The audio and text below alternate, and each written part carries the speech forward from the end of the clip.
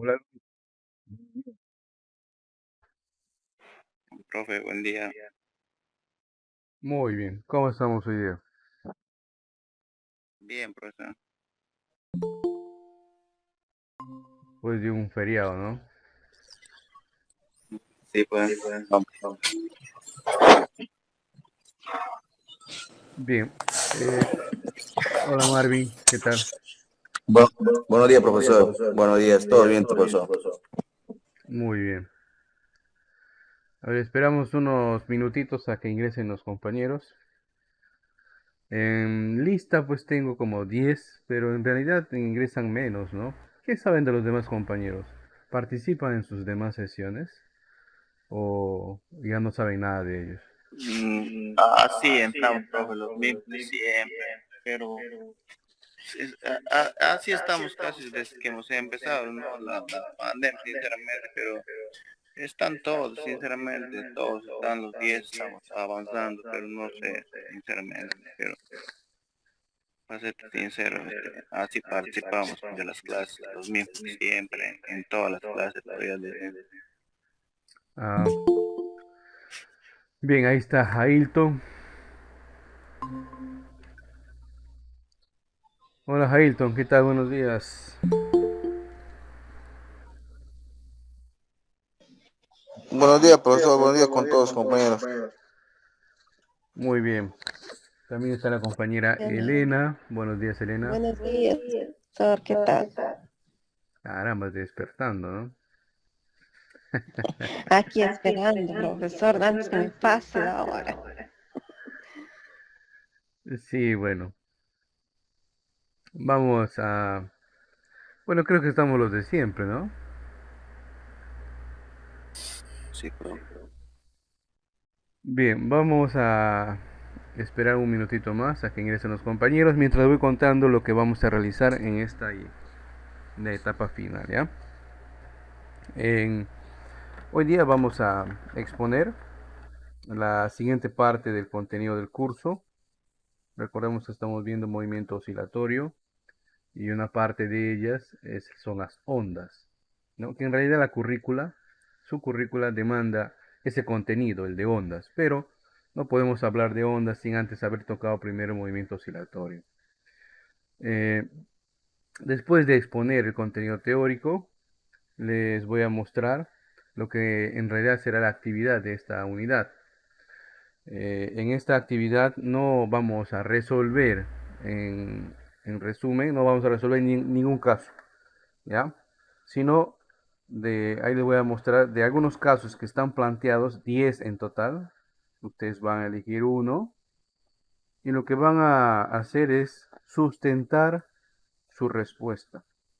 O sea, hay preguntas teóricas ahí en donde simplemente hay alternativas A, B, C, D, E.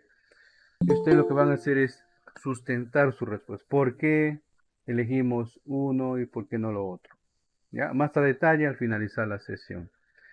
Se acaba de ir la compañera Yulisa. Hola, buenos días.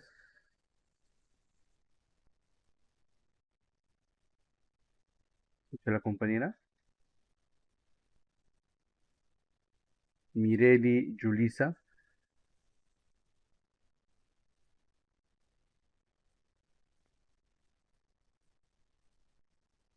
Bien, creo que no escucho. Voy a compartirles mi pantalla. Ahí está, muy bien. En el chat respondió la compañera. Excelente. Voy a compartirles mi pantalla. Un momento, por favor.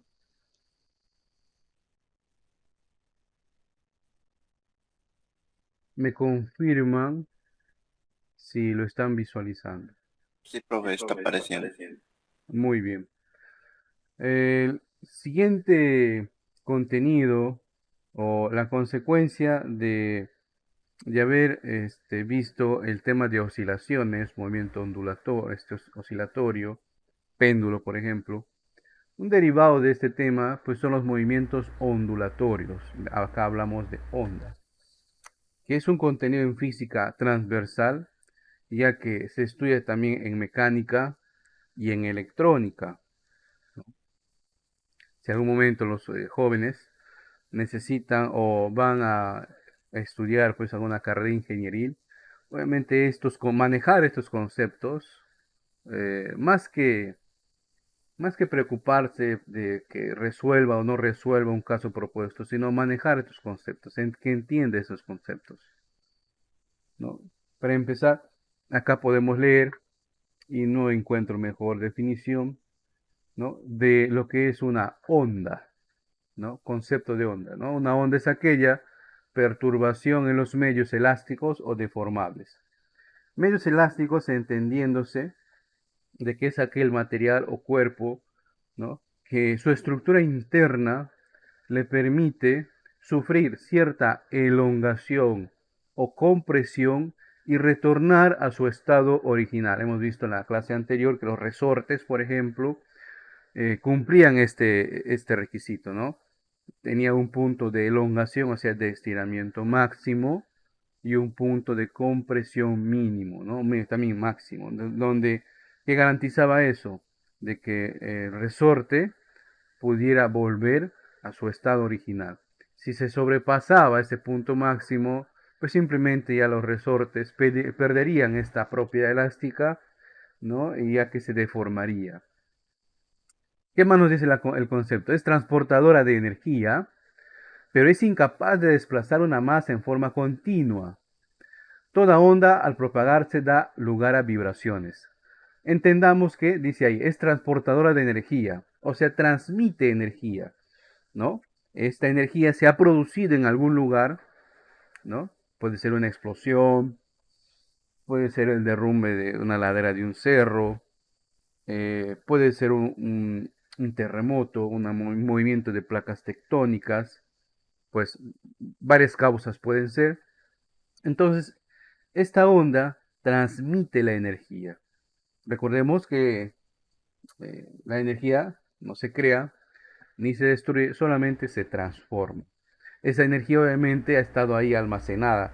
Si es de producto de desprendimiento de una ladera de una montaña, pues una energía potencial, ¿verdad? Que se ha convertido en energía cinética, ya se ha manifestado, ha desplazado, ¿no? Se ha convertido en energía. Y otro concepto otro dato que podemos resaltar acá es que no transporta material, o sea, no puede movilizar materia, no, no puede movilizar materia, solamente energía. Toda onda, dice ahí, al propagarse da lugar a vibraciones. Es importante notar que el medio mismo no se mueve en conjunto en la dirección en que avanza el movimiento ondulatorio. Las diversas partes del medio oscilan únicamente en trayectorias limitadas. Ejemplo, el caso de una ola, ¿no? Bueno, los que han tenido la suerte de ir ¿no? a la costa, ver el mar, ¿no? De repente bañarse allí, han podido observar, ¿no? Que hay olas en el mar. Profe, acá en el río también, sí, acá en el río también se da eso, ¿verdad? Cuando pasa pues una motonave, ¿no? Un, un bote que esté más o menos con un buen calado, buena masa y un buen motor. Entonces sí también desplaza este tipo de movimiento, hace olas, ¿no? Y podemos comprobar, a ver un momento, hay una compañera que está ingresando. Y ustedes han podido comprobar que estas olas transmiten la energía, es más, nos pega a nosotros, ¿verdad? Cuando estamos en la playa, en el río, podemos sentir ese movimiento, esa energía, ¿no? En cambio, no transporta materia. Caso aparte, por ejemplo, es cuando nosotros vemos a veces en las películas, o acá mismo en Perú, teníamos una surfista, ¿no? En donde con una tabla, con la ayuda de una tabla, ¿no? Estos profesionales deportistas, pues se pueden mover sobre las crestas de una ola, ¿verdad? Se mueven sobre las crestas de una ola. En este caso está utilizando la energía que transporta la ola, en este caso del mar, ¿no? Para poder convertir esa energía en energía cinética, pero para su desplazamiento, ¿no? Acá en la Amazonía, pues raras veces podríamos hacer eso, ¿no? Ya que las olas que normalmente vemos acá en los ríos difícilmente alcanzan a tener una cresta, ¿no? Una cresta es previo antes de romper, ¿no? En la orilla. En cambio, en el mar sí se ve esto, ¿no? Y si ustedes se preguntan, profe, ¿qué es lo que produce realmente esta ola? Hay distintas causas, ¿no? En el mar, por ejemplo, acá nos pone el agua del océano es perturbado por el viento, por tal motivo se originan ondas en el mar, ¿no? Olas. Sí, es una de las causas, ¿no? Pero también sabemos de que en la Luna, nuestro satélite, también interfiere, ya que tiene una enorme atracción gravitatoria respecto a la Tierra, y también interfiere en el movimiento de las olas, sobre todo el movimiento de las mareas, ¿no? Por ejemplo, hay un video famoso por ahí, ¿qué pasaría si quitaran nuestro satélite, ¿no? La Luna? Pues tendríamos normalmente olas muy gigantescas, ¿no? Extremadamente grandes. Entonces, hay varios factores que intervienen en esto, ¿no? Ahora, por ejemplo, si se ocurre un terremoto en una de las lugares que están en el mar, ¿no? Si ocurre un desprendimiento de una ladera sumergida en el mar, pues esa energía se transmite a modo de onda, de ola, ¿no? Eh, lo que nosotros llamamos pues un maremoto o tsunami, que llaman en la parte oriental, ¿verdad? Entonces transmite una gran cantidad de energía. Y hace no mucho hubo pues un terremoto no recuerdo, en Indonesia, y eso causó pues un tsunami, ¿no?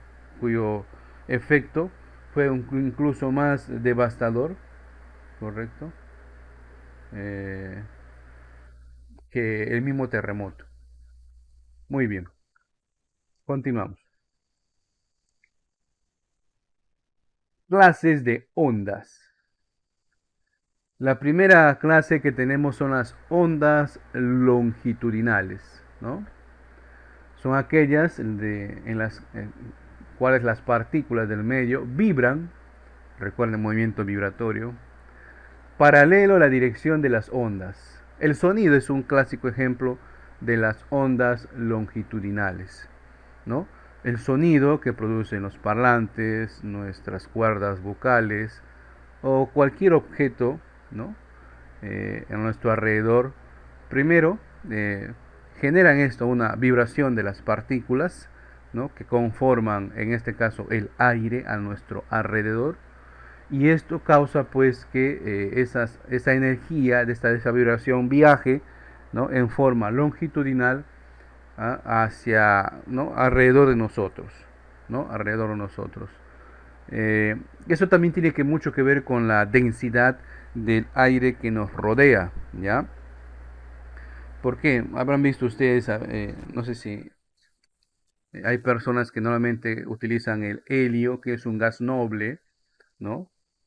Cuya densidad es distinta al aire que nos rodea, ¿no? Cuando uno inhala el helio, es inerte, no es dañino a la salud. Normalmente pues como su densidad es distinta, como les decía, normalmente pues tienden a que la persona de sus cuerdas vocales pues emita un sonido como si fuera una ardilla, ¿verdad? De esas típicas de las caricaturas que veíamos, ¿no? Sí, entonces mucho tiene que ver con el aire, ¿no? La densidad del aire, ¿no? Y la densidad del aire, cuando me refiero a densidad, quiere decir que hay una masa, y esa masa, hay cierta unidad de masa por volumen. ¿Cómo es eso? A ver, por ejemplo, la mayor cantidad o a nuestro alrededor, nosotros el gas que nos rodea normalmente lo llamamos como aire, ¿verdad?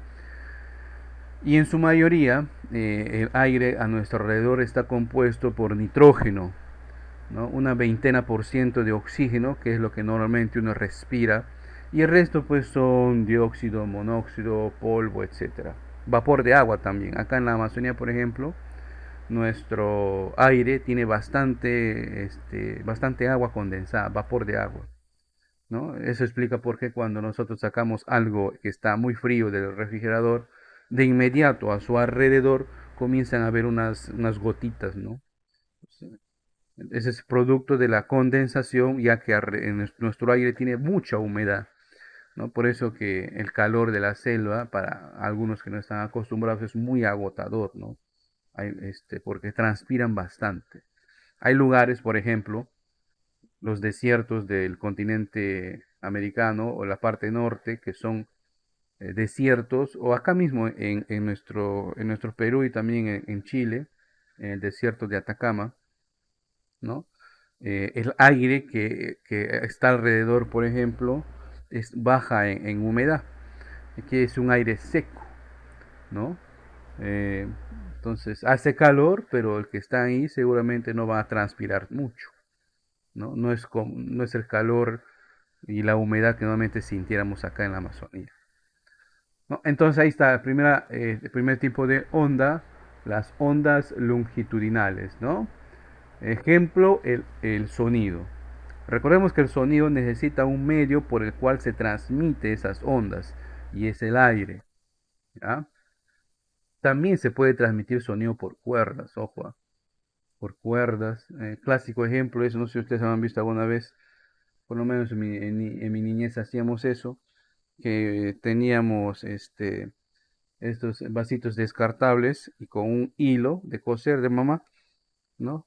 Los uníamos de un extremo a otro y hablábamos en uno y en el otro extremo se escuchaba, ¿no? ¿Por qué? Porque justamente esas vibraciones de nuestra voz pues se transmitían a nivel del hilo, ¿no? No del aire, del hilo. Sí, también es por ahí. Acá tenemos otro tipo de ondas, las ondas transversales. En este caso, la energía y el movimiento ondulatorio de la onda, ¿no? Son perpendiculares, o sea, van en direcciones no contrarias, sino formando 90 grados. Profe, ¿cómo así? Miren, acá la dirección de la onda va de abajo hacia arriba. En este caso, hay un ejemplo de alguien que está moviendo, haciendo sonar una campana. Y la energía de la onda, o sea, la cuerda, vamos a suponer que es una cuerda, se mueven en forma horizontal, ¿verdad?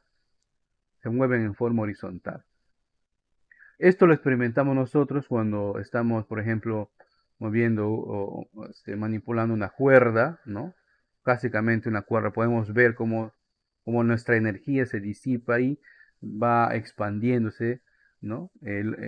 Transversalmente. Eh, Y sin la necesidad de tener una cuerda, todos aquellos que han tendido una cama, ¿no? Al momento de mover las sábanas, fácilmente podemos ahí distinguir justamente lo que estamos diciendo, ¿no? Ondas transversales.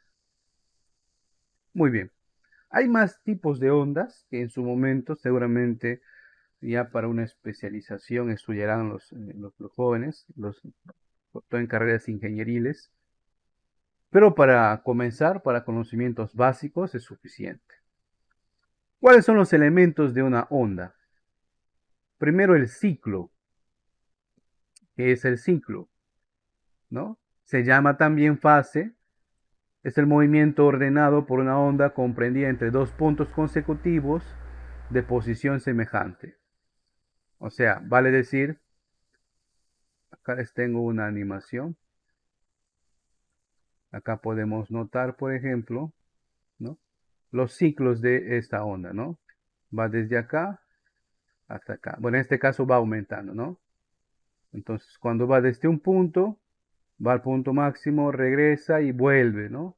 Ahí tenemos un ciclo. Pero los datos quizás más relevantes que nos interesan en el estudio son los siguientes elementos: el periodo, la frecuencia y la longitud de onda. El periodo también lo veíamos en el caso anterior de oscilaciones. Acá también las ondas tienen un periodo, que es el tiempo transcurrido durante la realización de un ciclo, o sea, cuánto le ha tomado en ir y venir al mismo punto, o sea, un ciclo. En cambio, en realidad lo que se utiliza bastante más que el periodo de la frecuencia, que viene a ser realmente el inverso, ¿no? de un periodo. La frecuencia es cuántos ciclos se ha realizado en cada unidad de tiempo, ¿no? El periodo es en qué tiempo ha realizado un ciclo. En cambio, la frecuencia es cuántos ciclos se ha realizado en cada unidad de tiempo. Y es la frecuencia la que se utiliza bastante, sobre todo en la nomenclatura de movimientos giratorios en la parte mecánica. ¿Qué quiere decir eso? Seguramente cuando alguna vez vayan a comprarse un ventilador, un motor y todo lo demás, en sus datos técnicos siempre viene el apartado RPM max, ¿no? O sea, cuántas revoluciones por minuto máximo da ese ventilador, ese motor, ese rotor. O sea, cuántas vueltas da en un minuto. Esa es una medida de frecuencia. ¿Ya? Es una medida de frecuencia. Es lo que más se utiliza. Y por último tenemos, y no menos importante, la longitud de la onda. La longitud de la onda es la distancia en que recorre la onda para realizar un ciclo. Y acá podemos ver en este ejemplo, fíjense, en esta animación, podemos ver cómo la onda, ¿no? Vamos a detener. Pero este es un ciclo, miren, va desde aquí, pasa otra vez por el origen, baja y regresa a su mismo punto, al punto original, o sea, al punto vertical cero. Ahí tenemos un ciclo, ¿no?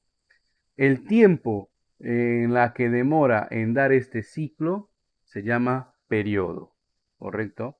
Ahora, esta longitud de onda que yo les digo, permítanme pintarles acá. Esta longitud de onda, pues es esto, miren, esta distancia, ¿correcto? Esta distancia. Esto para algunos tipos de cálculos es importante, ¿ya? ¿Por qué? Porque vamos a tener ondas que va a tener distintas longitudes. Y precisamente estas distintas longitudes de onda son las que explican, por ejemplo, o en parte explican, por ejemplo, cómo es que por un mismo cable de cobre, ¿no? Se puede transmitir muchos canales de televisión. Si ustedes tienen contratado un servicio de televisión de circuito cerrado, que acá en la ciudad hay varios, ¿no? Pueden ver de que los técnicos de esa empresa vienen e instalan en nuestra casa un cable, que es un cable coaxial, y si nosotros curioseamos, vemos que en el cable dentro hay una vena, hay un solo cable de cobre, ¿no? Y uno a veces pregunta, ¿y cómo por ese cable de cobre pueden transmitir a veces 50, 100, 150 canales, ¿no? En realidad, cada canal corresponde pues a un tipo de onda distinta. ¿Y cuál es la diferencia? Su longitud de onda, ¿no? El canal, por ejemplo, el canal 2 será una longitud de onda determinada, el canal 3 será más pequeña, el canal 4 más pequeña, así sucesivamente. Entonces, dentro del televisor existe un codificador que hace esa conversión y convierte todas esas señales, pues, que son analógicas, no es digital, lo convierte en imagen para nosotros, ¿no? La longitud de onda. Nótese que estamos estudiando este tema de ondas desde dos dimensiones en realidad, ¿no? Si quisiéramos complicarnos más la vida, y precisamente en las carreras de ingenieriles y de ciencias, aparte de estudiar esto, estudian las ondas en tres dimensiones, ¿no? O sea, en nuestra realidad se dan pues en tres dimensiones, en cuatro dimensiones que tiene la variable tiempo. Pero para estudiar eso necesitamos pues conocimientos de matemática un poquito más avanzados, cálculo integral diferencial, por ejemplo, ¿no? Como les decía, esto ya son para aplicaciones específicas, carreras de ciencias, de ingeniería, y eso que no todas las carreras de ingeniería pues profundizan en este tema. Seguramente los de electrónica, electricidad, sí que profundizarán más en este tema, ¿no? Muy bien. Continuamos. Acá en esta página podemos ver, ¿no? Otro elemento importante de una onda es la velocidad, ¿no?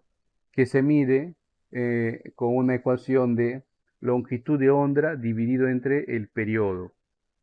La velocidad con la cual se transmite o se mueve una onda va a depender pues de estos dos factores, ¿no? Su longitud y su periodo, ¿no? Es precisamente esto es lo que tienen en cuenta, por ejemplo, cuando ocurre un sismo, un terremoto, un temblor, ¿no? Y se avisa o se da aviso a la población con tiempo de que se aproxima un tsunami o un maremoto, ¿no? ¿Por qué?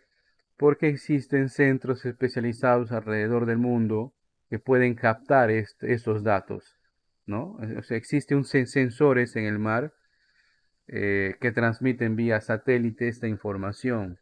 Ha pasado por ahí una energía en forma de ola con cierta longitud bajo cierto periodo, entonces pueden calcular su velocidad y en base a esa velocidad pueden determinar a qué hora o en qué tiempo estará pues llegando a las costas de nuestro Perú, ¿no? Sobre todo los que viven en el litoral, la Marina de Guerra del Perú es la encargada de confirmar estos datos. En el último temblor que hemos tenido, por ejemplo, de inmediato, en menos de una hora, menos incluso a los minutos, 20 minutos antes o después de ocurrido, la Marina de Guerra del Perú confirmaba, ¿no? Si es que este movimiento correspondía a algún tipo de amenaza para los que viven pues en las costas de nuestro país. Muy importante este dato. Otro que les decía elemento de una onda es la cresta. Acá las olas de los ríos normalmente vemos sus crestas cuando ya llegan a la orilla. Son pequeñitas en realidad, ¿no? Si quisiéramos ver una cresta más pronunciada, enorme, grande, tendríamos que ver pues una en el mar y no en cualquier mar, ¿no? Normalmente los pescadores llaman al mar peruano cuando está muy picado, dicen, ¿no? Cuando hay muchas olas grandes y golpean estas en en las orillas, ¿no? Eh, Luego tenemos los valles.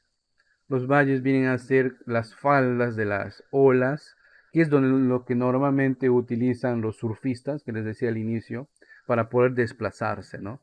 Desplazarse, ¿no? En las faldas, en los valles de estas olas, ¿no?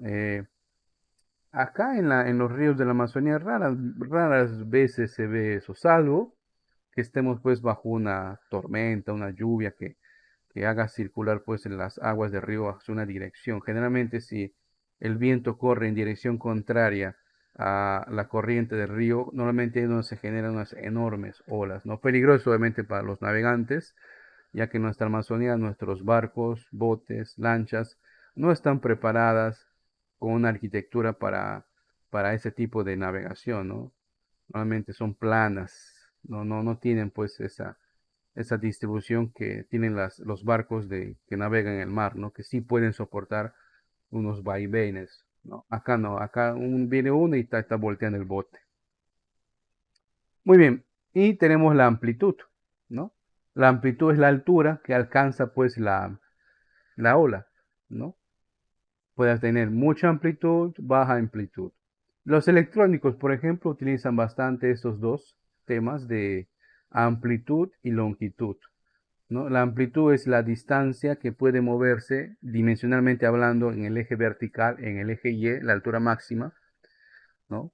Y la longitud de onda, pues es la que nosotros vemos que puede alcanzar horizontalmente.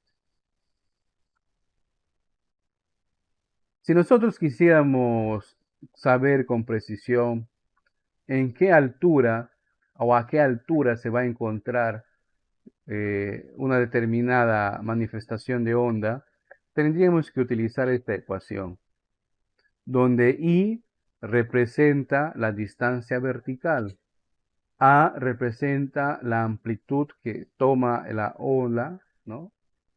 Y luego tenemos un cálculo trigonométrico, ¿no?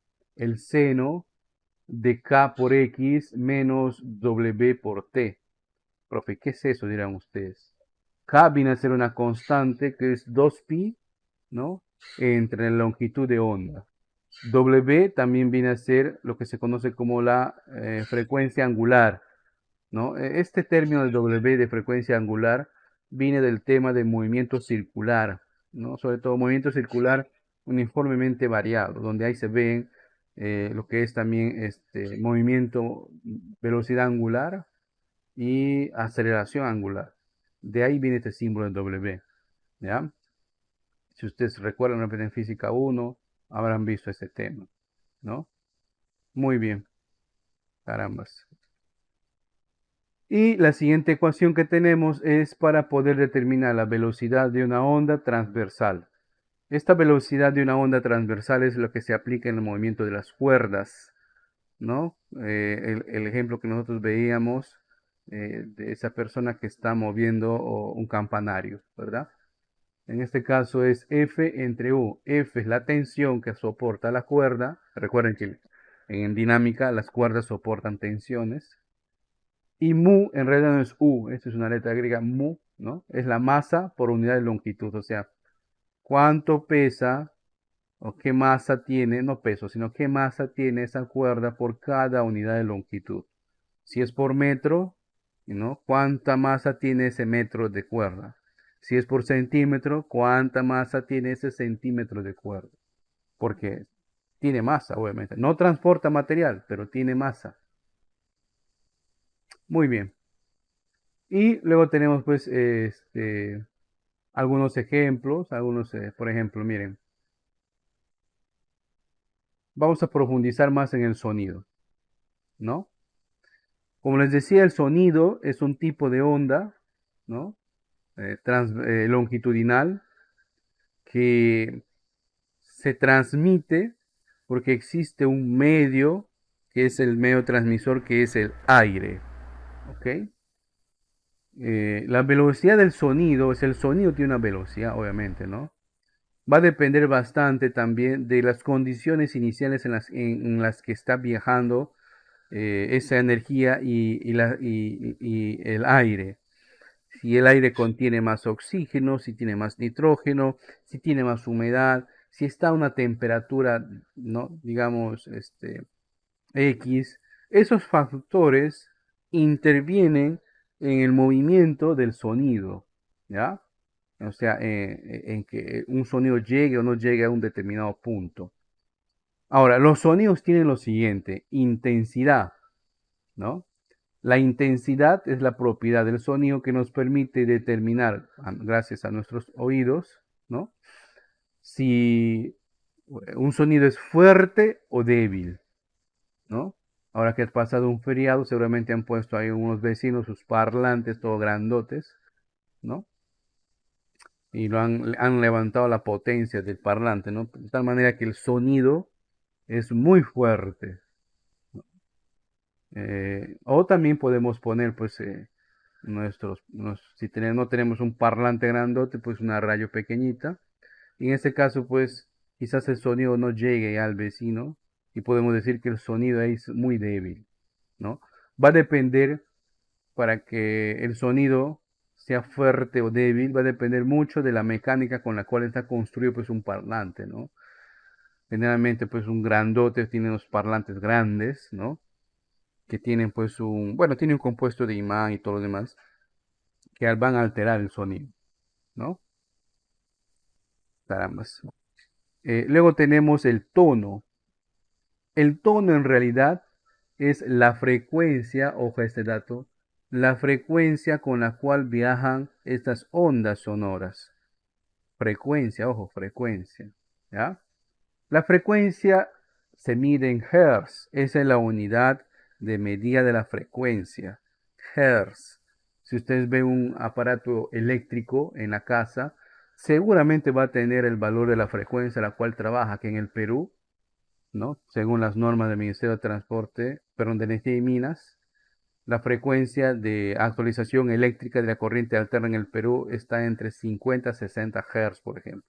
Si usted ve un foco, va a ver ahí ese número, 50 o 60 y este símbolo, HZ, Hz. ¿Ya? El sonido también tiene una frecuencia, ¿no? Nuestro sentido con el cual nosotros podemos percibir el sonido, ¿no? Es el oído. Algunos tienen mejor o más sensible que otros y con la edad ya vamos perdiendo, ¿no? Nuestros oídos pueden determinar y filtrar cierta cantidad de sonidos respecto a la frecuencia. ¿Cómo respecto a nuestra frecuencia?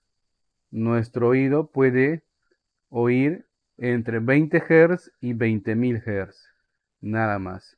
Por debajo de 20 Hz podemos considerar pues son sonidos muy graves, y por encima de 20.000 Hz podemos decir que son sonidos muy agudos, muy agudos. El cantar de los pajaritos pues es un sonido agudo para nosotros. El sonido que hacen ahorita las maquinitas de las lucecitas de Navidad, ¿no? Es un sonido agudo, ¿verdad? Existen seres, como por ejemplo los canes, los perros, que pueden oír a más alta frecuencia que el oído humano. Por eso existen algunos silbatos para controlar perros. No sé si ustedes han visto las películas, que al momento de soplar no emiten sonidos para nuestros oídos, ¿no? Pero sí los canes pueden escuchar estos sonidos, incluso algunos de ellos sufren de dolor, ¿no? Y es de esa manera quizás no muy humana que los controla, ¿verdad? Pero tengan en cuenta eso, ¿no? Para que un sonido, perdón, sea considerado agudo o grave, mucho tiene que ver la frecuencia con la cual viaja, ¿no? Con la frecuencia con la cual perturba las partículas del aire. Una frecuencia baja determinará un sonido grave, ¿no? O lo que los DJs llaman los bajos, ¿no? Y una frecuencia alta determinarán los sonidos agudos y, ¿no?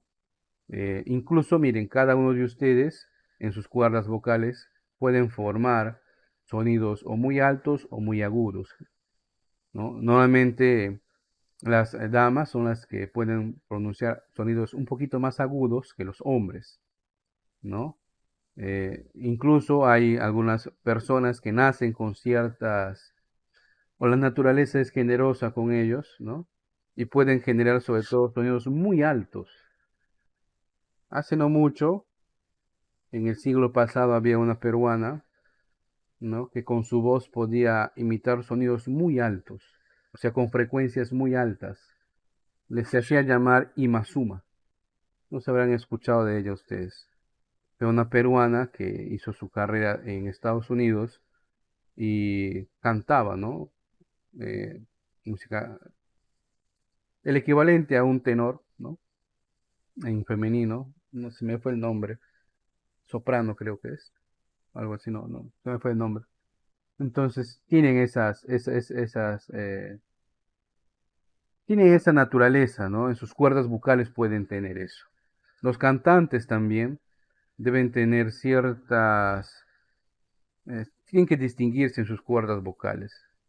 No es igual un cantante de ópera que un cantante de rock, que un cantante de música criolla, ¿verdad? Un cantante de ópera pues necesita tener un diafragma muy potente, entrenar su diafragma para poder generar notas muy altas y sostenidas, ¿no? Y un cantante de rock, notas muy altas y muy graves también, ¿no? Si ustedes han visto los cantantes antaños de rock, una voz fuerte, chillosa, ¿no? Y potente, ¿no? Entonces no cualquiera pues era cantante de rock. Muy bien.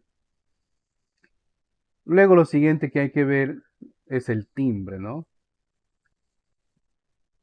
Esto nos permite distinguir, sobre todo gracias a nuestro órgano que percibe el sonido, ¿no? Una diferente nota. Nosotros llamamos a los sonidos por notas, ¿no? Do, re, mi, fa, so. De tal manera que para un oído entrenado puede distinguir una nota do en una guitarra, en un violín, ¿no? Y en, no sé, un piano, ¿no? Por ejemplo, la guitarra y el piano son los instrumentos en los cuales se pueden generar todas las notas. Habrá instrumentos en donde no será muy fácil generar, por ejemplo, una nota determinada, ¿no? Por eso es que los compositores de canciones, que son muy distintos a los cantantes, obviamente, generalmente se basan o acompañan cuando crean sus canciones ¿no? Acompañan su trabajo con una guitarra, con un piano, ¿no? O el equivalente electrónico del piano que viene a ser justamente pues un órgano electrónico, ¿no? Que llamamos. Eh, ¿Por qué? Porque precisamente estos instrumentos musicales pueden, ¿no? Obviamente hay que saber manejarlo, pueden generar las notas musicales, ¿no? Que no es otra cosa más que el timbre, ¿no? Si ustedes pueden ver acá, dos personas pueden entonar la misma canción, pero sus timbres siempre serán diferentes, ¿no? Claro, sus cuerdas vocales no son exactamente las mismas, ¿correcto? Muy bien. Y las ondas en el agua, bueno, lo que explicábamos de las olas, ¿verdad? De las olas. Y acá hay un complemento de las olas y de los tsunamis, ¿ya? Les invito a leer esto, de las olas y los tsunamis. ¿De qué va a corresponder la actividad para ustedes? En ese material que les he alcanzado, existe, después de la parte teórica, un material que dice test. No van a calcular nada, ojo, no van a agarrar su calculadora, no, no. Simplemente lo que van a coger son 10 casos propuestos, ¿ya? Son 10 casos propuestos, bien, del 1 al 10. Y ustedes lo que van a hacer es coger solamente uno, solamente uno. Y acá una alerta, no necesariamente el que tiene un enunciado pequeño es el más fácil de explicar, ¿ya? Entonces usted en la siguiente sesión es, por ejemplo, voy a poner un caso hipotético. Elena elige el número 4. Va muy bien. Elena va a sustentarnos. ¿Por qué? Voy a suponer, ¿ah? Para ella, el caso 4 es la alternativa C, ¿no? ¿Qué nos dice en el 4? El enunciado nos dice el siguiente. El número de ondas sonoras producidas en una unidad de tiempo eh, se llama, ¿qué? Y, ¿no? La compañía puede decir, es la alternativa C y va a sustentarnos. ¿Por qué? A. Se sustenta en lo siguiente. Hemos visto en la sesión anterior que los elementos de una onda consta de esto, de esto, de esto. Y esto justamente corresponde a una onda. Sus elementos son lo que requiera decir la compañera para poder sustentar su respuesta. O sea, no es que es la C porque tiene una corazonada o creo que es eso, al champú, no, sino que sustente su alternativa. O sea, fíjense, todo esto es de índole teórico. O sea, para elegir una alternativa se necesita haber previamente leído mínimamente la parte teórica. ¿Ya? Entonces, en la siguiente sesión y por orden de llegada, cada uno de los compañeros va a exponer, ¿no? Uno de estos casos. O sea, va a decirnos, profe, yo voy a exponer la parte 6. En la parte 6 el enunciado nos dice lo siguiente. Es la alternativa tal y sustento lo siguiente, profe. Porque en la ecuación tal, bueno, y comienza a sustentar el por qué, ¿no? No solamente qué es, sino por qué. ¿Ok? Entonces, en la siguiente sesión, la evaluación de esta unidad corresponde a esta actividad. Van a elegir solamente, todos ustedes son 10 en la lista, ¿no? Y justamente hay 10 casos. Solamente van a elegir uno y van a explicar a la sesión y a sus compañeros el por qué estamos eligiendo esa alternativa. Obviamente van a defender su ponencia en base a la teoría. No les va a tomar más de 5 minutos. Entonces, creo que todos los compañeros en la siguiente sesión terminaremos con esta actividad.